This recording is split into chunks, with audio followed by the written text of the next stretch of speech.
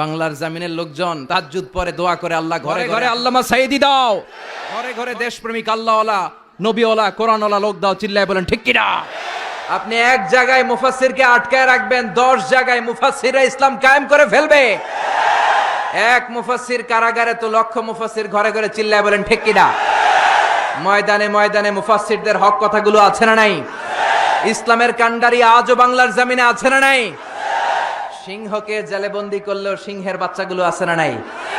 মনে রাখতে হবে, সিংহের বাচ্চা হলেও সেগুলো সিংহ, সেগুলো বানর নয়। সিংহের বাচ্চা হলে সেগুলো সিংহ, সেগুলো শিয়াল নয়। সিংহের বাচ্চা যেগুলো, সেগুলো আর একটা সিংহ, চিল্লায় বলেন ঠিক কিনা। সময় মতো ওই সিংহের গর্জনে পুরো বন কেঁপে কেঁপে উঠবে, চিল্লায় বলেন ঠিক কিনা। যুগে যুগে জেলখানায় আলেমদেরকে ঢুকানোর এই সুন্নাত আছে না নাই? জোরে বলেন। আপনি হক কথা বললেই আপনার জেলখানায় ঢুকতে হবে। আপনি মাটির নিচের কথা বলেন, আপনি জান্নাতের কথা বলেন, আপনি জাহান্নামের কথা বলেন, আপনি ওলিয়া উলিয়াদের কারামতের কথা বলেন, কেউ আপনারে ধমক দিব না, রক্ত চক্ষুও দেখাবো না, জেল জরিমানার তো প্রশ্নই আসে না, চিল্লা এখন ঠিক কিনা।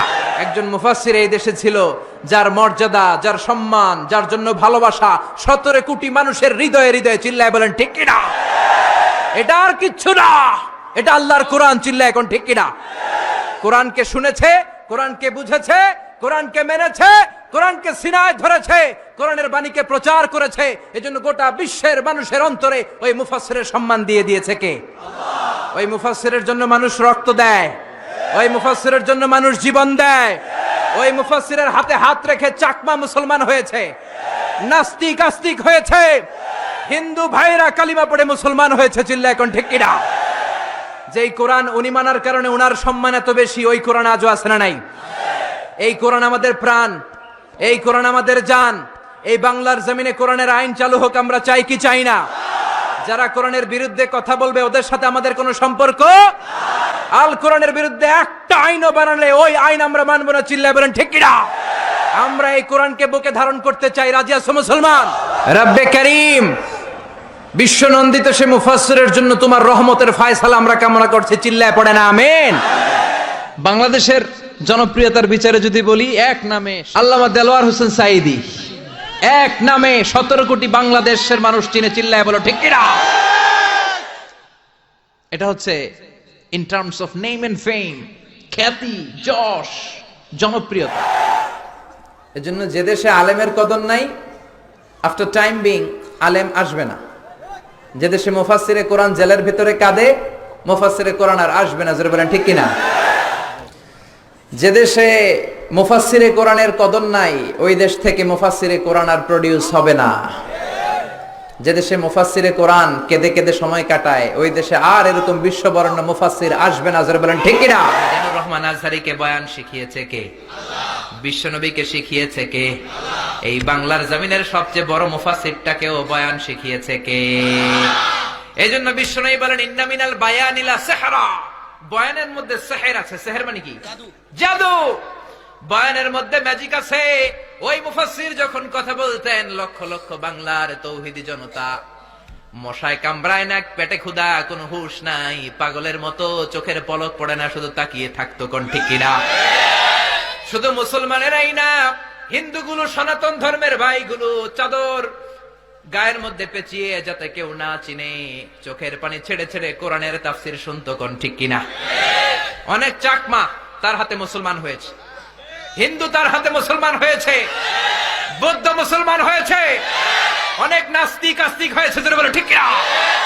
এই জন্য জেলখানার অন্ধ কুঠরে বসে কেউ কাঁদলে সে যে বিপদে আছে এটা মনে করো না, তারে অলি আল্লাহর শিরোমণি বানিয়ে দিচ্ছে কে? বিশ্বনবী বলেছেন, আসাদ্দুন নাসি বালাআন আল আম্বিয়া সুম্মাল আমসাল ফাল আমসালে, পৃথিবীতে সবচেয়ে বেশি পরীক্ষা হচ্ছে নবীদের, তারপরে অলিদের, তারপরে তার বড় বড় অলিদের, চিল্লায় বলেন ঠিক কিনা। এই জন্য জেলখানার মধ্যে থাকলে ভয়ের কোনো কারণ নাই, ওনার আল্লাহর অলি বানায় দিচ্ছে কে? এই জন্য যে কোরআনের রাজ তিনি কায়েম করেছেন, সেই রাজের মধ্যে থাকতে আমরা রাজি আছি না নাই? কি সুন্দর মুফাসসিরে কোরআন কথা বলতেন, আর আমরা প্রাণ ভরে সেই কথাগুলো শুনতাম। সেই মুফাসসির আমাদের মাঝে নাই, কিন্তু হাজারো মুফাসসির বাংলার জমিনে আছে না নাই? এক মুফাসসির কারাগারে তো লক্ষ মুফাসসির ঘরে ঘরে, জোরে বলেন ঠিক কিনা। আপনি কয় মুফাসসিরের মুখের মধ্যে স্কচ টেপ লাগাবেন? স্কচ টেপ তো শেষ হয়ে যাবে, স্কচ টেপ তো ফুরিয়ে যাবে। কোরআনের কথা এমন কথা, কোরআনের গলার মধ্যে চেপে ধরা যায় না, কোরআনের টুটি চেপে ধরা যায় না, কোরআনের কথাকে বন্ধ করে দেয়া যায় না। জোরে বলেন ঠিক কিনা? একজন মানুষের জনপ্রিয়তাকে আপনি কি দিয়ে মাপবেন? যার জন্য হাজার হাজার মানুষ কাঁদে, চোখের পানি ছেড়ে দোয়া করে, যার জন্য নফল রোজা রাখে, যার জন্য দেহের রক্তগুলো বিলিয়ে দিতে রাজি বাংলার জনগণ। জোরে বলেন ঠিক কিনা?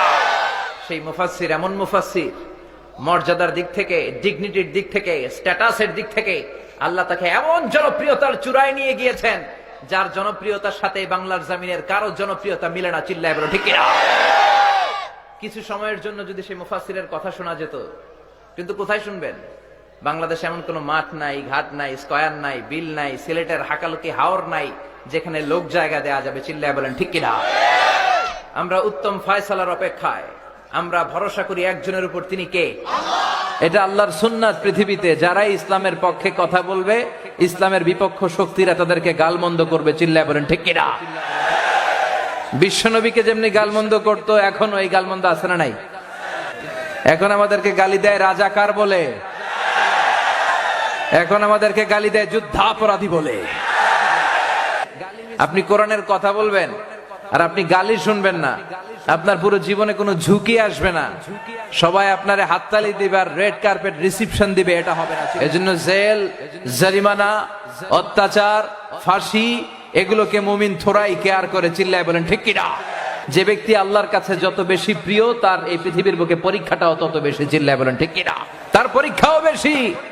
সম্মান বাড়িয়ে দেওয়ার জন্য আল্লাহ পরীক্ষা নেন। তাই নারীদেরকে যদি ইসলামের সাথে অ্যাটাচমেন্টটা বাড়ানো যায়, কোরআন সুন্নাহর আলোকে তাদেরকে কথা শোনানো যায়, এই পেট থেকে বড় বড় আল্লাহর ওলি বেরোবে, বড় বড় মুফাসসিরে কোরআন বেরোবে।